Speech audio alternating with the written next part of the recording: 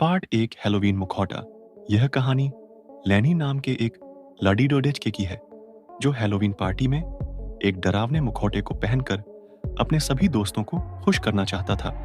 पर उसकी यह योजना उसके अनुसार काम नहीं करती है। लैनी नाम का एक लड़का था जिसे हैलोवीन काफी पसंद था। यह दिन उसके लिए खास होता था और वह इस दिन को शानदार तरीके से मनाना चाहता था। हर साल वह पैसे इकट्ठा करता था और अपने लिए सबसे शानदार मुखौटा, शानदार कपड़े खरीदता था और हैलोवीन की सबसे शानदार सजावट करता था। इस साल भी उसने ऐसा ही किया। लैनी अपने दोस्त के घर हो रही हैलोवीन पार्टी में जाने के लिए तैयार हो रहा था। उसने काला कोट, काले जूते और एक लंबा हवा में उड़ डियाचता हुआ केप पहना था। इसके बाद उसने अपना हैलोवीन मास्क पहन लिया था और वो खुद को आईने में देख के खुश हो रहा था।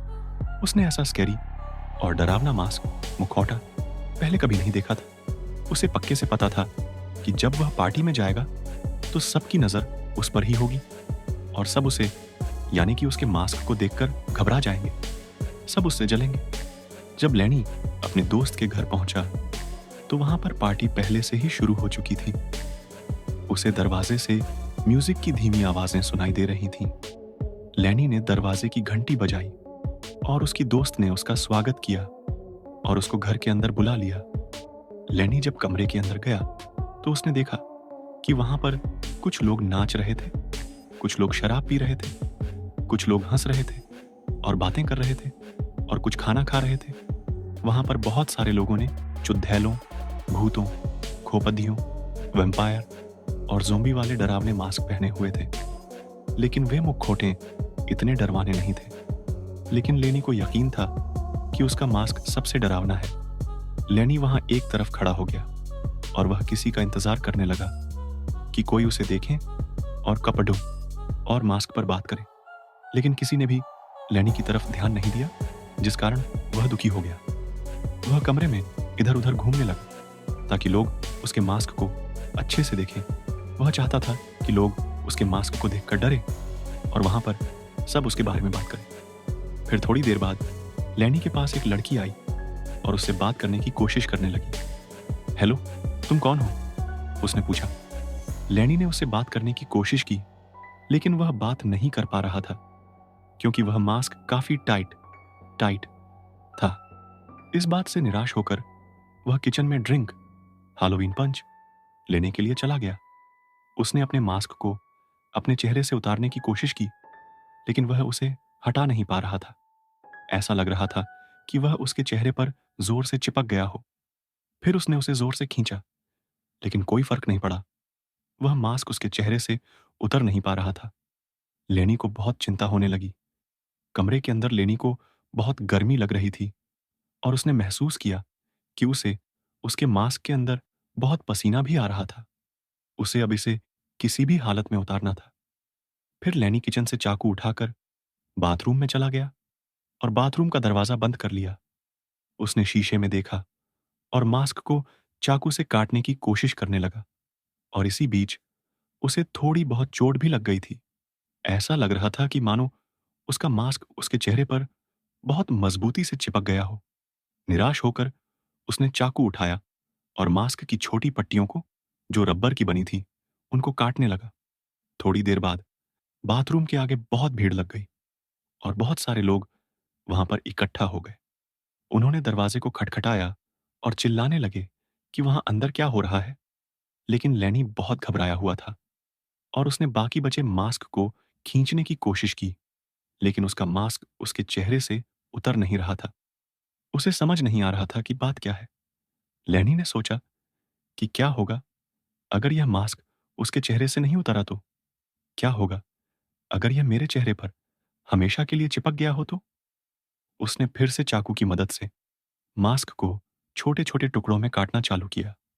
फिर धीरे धीरे करके बाथरूम के बाहर लोगों की भीड़ ज्यादा हो गई और वे दरवाजे को खटखटाने लगे और बोलने लगे कि तुम वहां अंदर क्या कर रहे हो। फिर उन्होंने बाथरूम के अंदर लैनी की चिल्लाने की आवाज सुनी कि यह मास्क मेरे चेहरे से नहीं उतरेगा। बाथरूम के बाहर खड़े लोगों ने एक दूसरे को हैरानी से देखा। बाथरूम के बाहर खड़ी एक लड़की हैरान हो गई और उसने कहा कि पर उसने तो कोई मास्क नहीं पहन रखा था। इस कहानी पर आपके क्या विचार है? हमें कमेंट बॉक्स में बताइए। पार्ट 2, चुड़ैल की कहानी।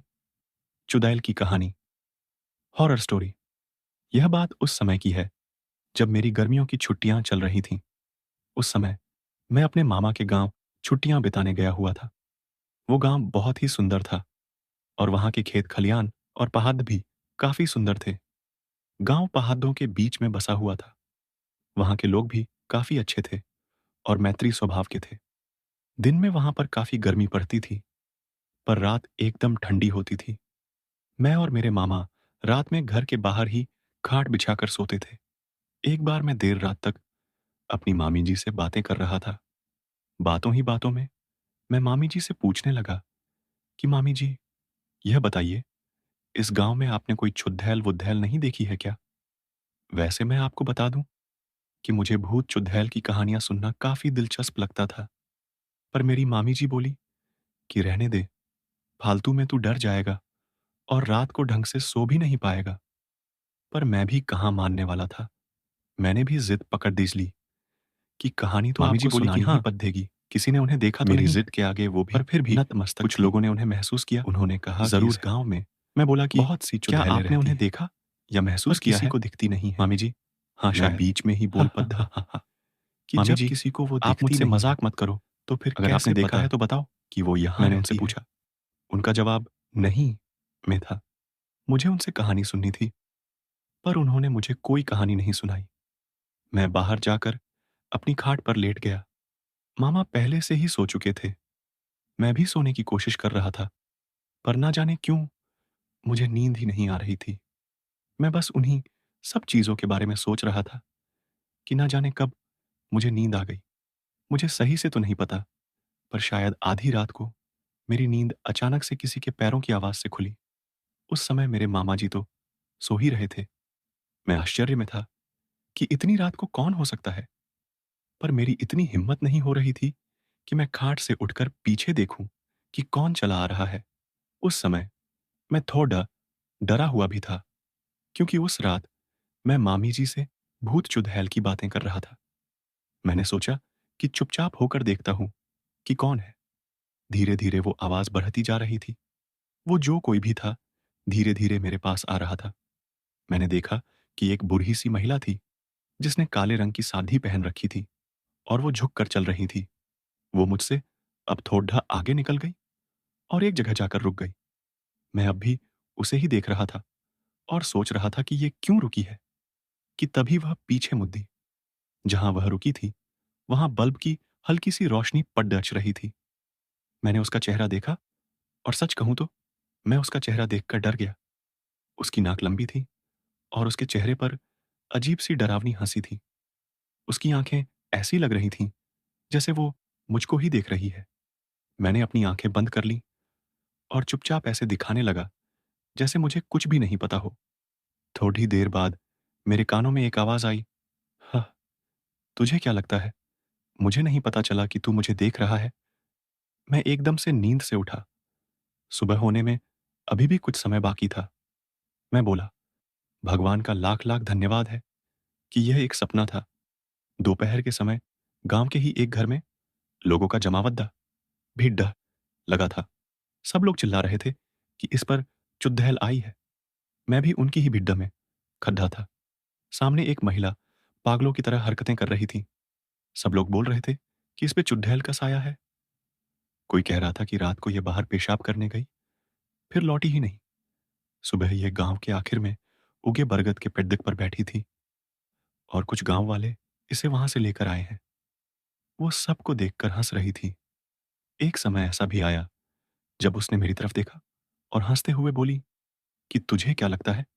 मुझे नहीं पता चला कि तू मुझे देख रहा है। मैं समझ गया था कि मैंने जो रात में देखा था वो मेरा सपना नहीं, बल्कि हकीकत थी। मैं बहुत डर गया और वहां से भाग गया। यह अगले ही दिन वीडियो आप मैंने मेरे सभी मामा जी को से बोला किसी लगी कि कमेंट में मुझे मेरे ज़रूर घर बताएं छोड़ डी एच दो। और ऐसे ही वीडियो मुझे नहीं देखने पता के कि वो लिए महिला हमारे चैनल को चुड़ैल सब्सक्राइब करें कौन थी।